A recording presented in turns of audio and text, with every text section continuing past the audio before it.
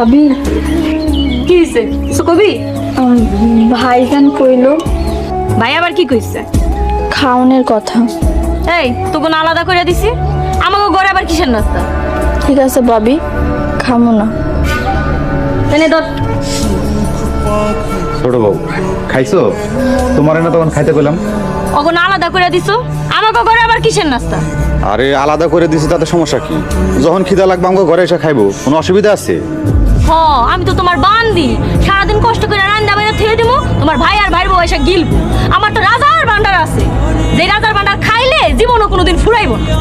হ্যাঁ ঠিক কথাই কইছো, রাজার ভান্ডার। বোন তুমি যা তোমার ঘরে বসো, আমি রাজার ভান্ডার থেকে খাবার তোমার ঘরে পৌঁছাই দিতেছি। যাও। ভাইজান এখন আর খাইতে ইচ্ছা করতেছে না। আর ইচ্ছা না করলেও তোমার খাইতে হবো। যাও তুমি ঘরে যাবো।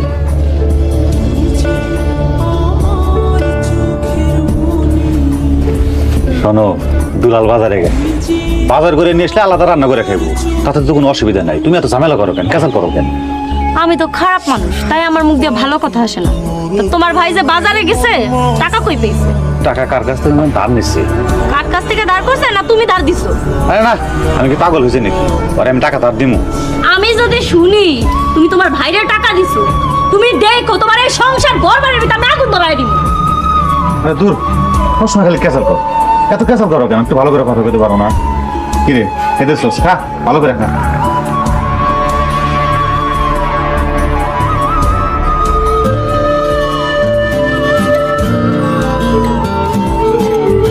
হামিদা, হামিদা,